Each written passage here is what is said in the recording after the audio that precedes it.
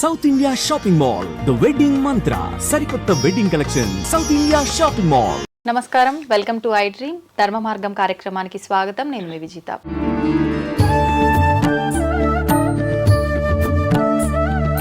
ప్రస్తుతం మనతో పాటు ఉన్నారు ఎంతో మంది గురువులని మనందరికీ పరిచయం చేసిన వాళ్ళు, ప్రముఖ ఆధ్యాత్మికవేత్త మారెళ్ల రవిశాస్త్రి గారు. ఇప్పుడు వారితో మాట్లాడి మరిన్ని విషయాలు తెలుసుకునే ప్రయత్నం చేద్దాం. నమస్కారం అండి. నమస్తే. చాలా మంది వింటుంటాం, ఆడవాళ్ళు పీరియడ్స్ వచ్చిన ఈ 4 నుంచి 5 రోజులు అన్నిటికీ, అంటే ఆధ్యాత్మిక కార్యక్రమాలన్నిటికీ దూరంగా ఉండాలి అని చెప్పి మనం ఎప్పటి నుంచో వింటున్నాము, పాటిస్తున్నాం కూడా. కానీ సైన్స్ పరంగా చూస్తే కనుక దూరంగా ఉండాల్సిన అవసరం లేదు అని చెప్పి కూడా వింటున్నాం ప్రస్తుతం. అసలు నిజంగా ఆ టైంలో వారు ఆధ్యాత్మిక కార్యక్రమాలన్నిటికీ దూరంగా ఉండాల్సిన అవసరం ఉందంటారా? అందరికీ నమస్కారం. ముఖ్యంగా ఆడవాళ్ళని ఆ సమయంలో ఆలయాలకు వెళ్ళొద్దని, మామూలుగా మన పూజా కార్యక్రమాల్లో పార్టిసిపేట్ చేయొద్దని, ఇట్లాంటి నియమాలు మనకున్నాయి. దాని వెనక సారం తెలుసుకుంటే అర్థమవుతుంది, సారం తెలుసుకోకపోతే అర్థం కాదు. ఇప్పుడు ఫర్ ఎగ్జాంపుల్, మనకి సముద్రం దగ్గరికి వెళ్ళినప్పుడు పౌర్ణమి సమయంలో పోటు ఉందనుకోండి, అంటే బయటికి నీళ్ళు ఎప్పుడూ కూడా అలలు ఎక్కువగా వస్తుంటాయి. అమావాస్య సమయంలో సముద్రానికి వెనక వైపు లాగుతూ ఉంటుంది, లోపలికి వెళ్ళిపోతుంది సముద్రం. పౌర్ణమి సమయంలో కొద్దిగా ముందుకు వస్తూ ఉంటుంది. సో మీకు ఆడవాళ్ళకైనా గమనించినట్లయితే పౌర్ణమి సమయంలో ఒకవేళ వాళ్ళ మంత్లీ సైకిల్స్ ఉంటే చాలా ఈజీగా ఉంటుంది. అమావాస్య సమయం దగ్గరకు కానీ జరిగితే చాలా డిస్కంఫర్ట్గా జరుగుతుంది. ఎందుకు అంటే మన శరీరంలో కూడా ఊర్ధ్వరేతస్సు అధోరేతస్సు అంటారు. మన శరీర గమనంలో మన ప్రాణశక్తి పైకి వెళ్ళే సమయంలో మన శక్తి అంతా కూడా అప్వర్డ్ డైరెక్షన్ ఉన్నప్పుడు డౌన్వర్డ్ ప్రాసెస్ జరిగేది పీరియాడికల్ సైకిల్. అలాగే మీరు చూడండి, పౌర్ణమి సమయంలో అయినన్ని డెలివరీస్ అమావాస్య సమయంలో కావు. ఇది రీసెర్చ్ పరంగా సైంటిఫికల్గా చూస్తే పౌర్ణమి సమయంలో అయినన్ని డెలివరీస్ అమావాస్య సమయంలో కావు. కానీ ఎందుకు అంటే అప్పుడు ఆటోమేటిక్గా డౌన్వర్డ్ మూమెంట్ ఉంటుంది కాబట్టి ఆ ఉమ్మ నీరు కూడా బయటికి నెట్టడానికి ఈజీగా ఉంటుంది. అమావాస్య సమయంలో చాలా రేర్ డెలివరీస్ అవుతాయి అన్నమాట. సో పర్సంటేజ్ చూసుకుంటే 70-30 ఉంటుంది పౌర్ణమి పర్సంటేజ్. అట్లా మనకి జనరల్గా చూసుకున్నప్పుడు మన ఆలయ నిర్మాణాలు కానీ పూజా విధానాలు కానీ మన ప్రాణశక్తిని బ్రెయిన్కు పంపించేటటువంటి ప్రాసెస్. మన మూలాధారంలో ఉన్నటువంటి కుండలిని సహస్రారానికి చేర్చేటటువంటి ప్రాసెస్లో భాగంగానే మన పూజా విధానాలు కానీ ఆలయాలు కానీ ఊర్ధ్వరేతస్సు ప్రక్రియకి అనుగుణంగా ఉంటుంది. పీరియాడికల్ సైకిల్ ఏంటంటే అధోరేతస్సు, పైన ఉన్నటువంటి ఎనర్జీ కిందకి డౌన్వర్డ్స్ అయ్యి బయటికి వెళ్ళటం. సో ఇప్పుడు మనం ఏం చేస్తున్నాం, ఊర్ధ్వరేతస్సు ప్రాంతంలోకి వెళ్ళామనుకోండి, ఏమవుతుంది, ఆటోమేటిక్గా మీకు ఇబ్బంది అవుతుంది. ఫర్ ఎగ్జాంపుల్, మీరు ఒక ఐస్ తీసుకొని ఒక ఎండలోకి వెళ్ళారు, ఏమవుతుంది, కరిగిపోతుంది. అంతే కదా, సింపుల్. ఆపోజిట్ ఇది ఉన్నది. ఎప్పుడైతే వీళ్ళు అటువంటి ప్రదేశాలకు వెళ్ళినప్పుడు, అటువంటి విధానానికి వెళ్ళినప్పుడు ఆటోమేటిక్గా ఇబ్బంది కలుగుతూ ఉంటుంది. దీనికి ఎగ్జాంపుల్గా ఏంటంటే, నా దగ్గరికి జనరల్గా ఆస్ట్రాలజికల్గా వస్తూ ఉంటారు కదా, ఒక అమ్మాయి వచ్చింది. ఆ అమ్మాయి బీటెక్లో ఉన్నప్పుడు జరిగిన ఒక ఇన్సిడెంట్ వల్ల ఈ పీరియాడికల్ సైకిల్లో చాలా పెయిన్ అనుభవిస్తూ ఉంది. అంటే అమ్మాయి విజయవాడలో చదువుకుంది. మామూలుగా అందరితో ఫ్రెండ్స్తో కలిసి బయటికి వెళ్ళినప్పుడు ఇంకా టెంపుల్కి వెళ్దాము అన్నప్పుడు ఈ అమ్మాయి పీరియాడికల్ సైకిల్లో ఉంది. చెప్పడానికి ఫ్రెండ్స్ మధ్యలో ఇబ్బంది అయ్యి అలానే వెళ్ళిపోయింది. దుర్గా అమ్మవారిని దర్శనం చేసుకుంది. అప్పటి నుంచి ఆ అమ్మాయికి ఒక స్టమక్ పెయిన్ అనేది స్టార్ట్ అయింది. అరౌండ్ 8 years ఈ అమ్మాయికి మ్యారేజ్ అయింది, పిల్లలైనా అది అట్లానే.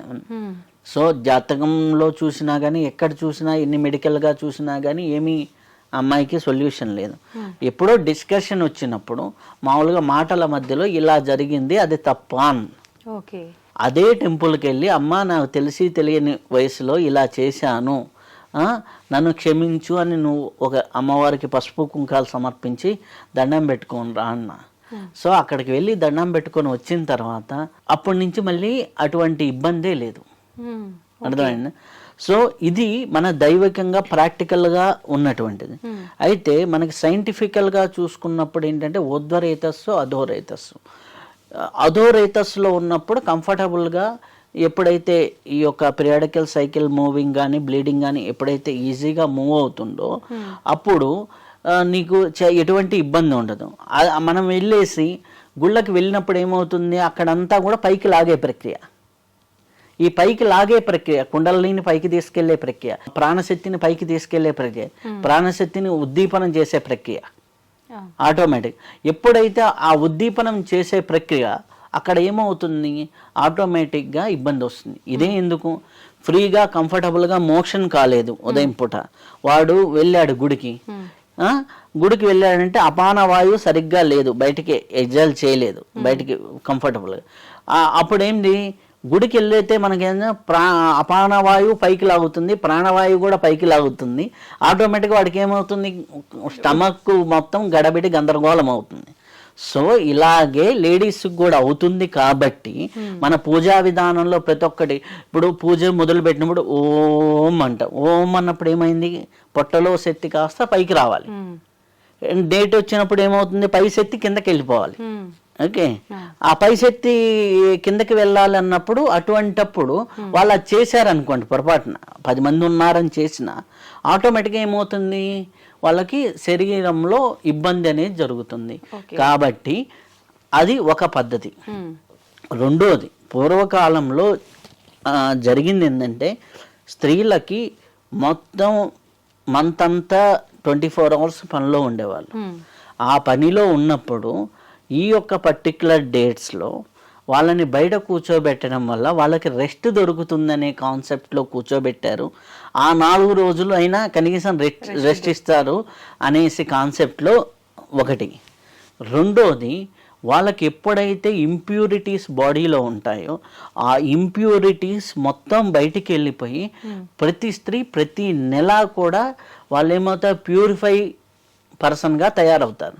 ఆ ప్యూరిఫై పర్సన్గా తయారయ్యే ప్రాసెస్కి గౌరవం ఇచ్చి అప్పుడు అట్లా చేశారు. దాంట్లో వాళ్ళని ఏదో అవమానించినట్లు, వాళ్ళని ఏదో తక్కువ చేసినట్టు కాదు. పూజారి ఫ్యామిలీలో కూడా ఇటువంటివి ఉంటాయి కదా, వాళ్ళ అదే సర్కిల్లో ఉండాలి కదా. కావాలంటే అట్లాంటి ఉన్న సర్కిల్లో ఖచ్చితంగా గైనిక్ ఇష్యూస్ రావటము ఇట్లాంటివి జరుగుతూ ఉంటాయి. ఎందుకు జరుగుతుంటాయి అంటే, ఆలయం ఆరాలో, అంటే ఆలయం ఆరా అంటే ఒక 30-40 మీటర్స్ దూరం ఉంటుంది. సో అందుకని ఆలయానికి ఆనుకొని గుళ్ళు కట్టుకోవద్దు, ఆలయానికి ఆనుకొని కాపురాలు చేయొద్దు. ఇవన్నీ చెప్పేది ఏంటంటే రీజన్స్, వాటి పర్పస్ వేరు, వీటి పర్పస్ వేరు. ఇప్పుడు ఏసీ రూమ్లోకి తీసుకొచ్చి మనం ఏదన్నా దీపం పెట్టామనుకోండి, అదేమవుతుంది, చల్లారిపోతుంది. అలాగే ఎండలోకి తీసుకెళ్ళి ఐసు మక్కు పట్టుకుంటే దేని టెంపరేచర్, దేని యొక్క పరిస్థితి దాని దగ్గర ఉండటం అనేది దానికి ఉన్నటువంటిది. పీరియడ్స్ లో ఉన్నప్పుడు ఎవరైనా ప్రసాదం తీసుకొచ్చి పెడితే తీసుకోవచ్చు అంటారా? అంటే ప్రసాదం కూడా మన వాళ్ళు ముట్టకూడదు అని చెప్తారు జనరల్గా. కానీ ఇప్పుడు ఉన్నటువంటి ఉద్యోగ జీవితాల్లో దాన్ని లౌక్యంగా వ్యవహరించుకోవడం, లేదు ప్రసాదం తీసుకోండి, ఇష్టం లేదు మీరు బ్యాగ్లో పెట్టుకోవడం, ప్యాక్ చేసుకొని అట్లా, లేదు ఏదన్నా ఉంది తీసి పక్కన ఫ్రెండ్స్కి ఇవ్వటం, ఇట్లాంటి, లేదు మీరు తినగలిగితే తినండి, దానివల్ల పెద్ద ఇబ్బంది ఏమీ అనేది ఉండదు. కాకపోతే ఇప్పుడున్న సమాజంలో, పూర్వకాలంలో అయితే ఓకే నాకు వద్దు అనేవాళ్ళు ఇంటి దగ్గర అయితే. ఇప్పుడున్నటువంటి ఆఫీస్లో పోయి ఎక్స్ప్రెస్ చేయలేని పరిస్థితులు కూడా కొంత దగ్గర ఉంటాయి. కాబట్టి దాన్ని మీరు లౌక్యంగా వ్యవహరిస్తూ ఉండండి. ఒకటి, ఇక్కడ ఉన్న సైన్స్ని అర్థం చేసుకోవాలి, శాస్త్రాన్ని అర్థం చేసుకోవాలి. సైన్స్ని, దీని వెనక ఉన్న సైన్స్ని అర్థం చేసుకోకపోతే ఇబ్బంది అనేది జరుగుతుంది. మన పూర్వం నుంచి వచ్చినటువంటి మన ఆచార వ్యవహారాల ప్రతి దాని వెనక ఒక సైన్స్ అనేది ఉంది. ఆ సైన్స్ని బలవంతంగా చెప్పారు, ఆచారం కింద భయం కింద చెప్పారు. దాని వెనక ఉన్న సైన్స్ని మర్చిపోయారు. ఇప్పుడు వస్తున్న తిప్పలదే. ప్రతి ఒక్కదాని వెనక ఒక సైన్స్ ఉంది, ప్రతి ఒక్కదాని వెనక ఒక ఆలయానికి వెళ్తే ఏం జరుగుతుంది అనేది ఉంది, అలాగే ఒక ఆలయంలో నిద్ర చేస్తే ఏం జరుగుతుంది అనేది ఉంది, అలాగే ఆలయానికి వెళ్ళేటప్పుడు ఇట్లాంటి వస్త్రధారణ ఎందుకు కొన్ని ఆచారాలు పెట్టారనేది ఉంది, కొన్ని చోట్లకు వెళ్తే ఇట్లా ఎందుకు చేయాలనేది ఉంది. ఇవన్నీ కూడా ఆచార వ్యవహారాలన్నీ కూడా చాలా సైంటిఫికల్తో కూడుకున్నాయి. కాకపోతే దాని వెనకున్న సైన్స్ కొన్ని మనకు తెలిసినాయి, కొన్ని తెలుసుకుంటున్నారు, కొన్ని తెలుసుకోవటంలా. అది అర్థమైతే చాలా అద్భుతంగా ఉంటుంది. నిజంగా చాలా మందిలో ఉండే సందేహాలన్నీ క్లియర్ అయ్యాయండి. చాలా చక్కగా వివరించారు. ధన్యవాదాలు.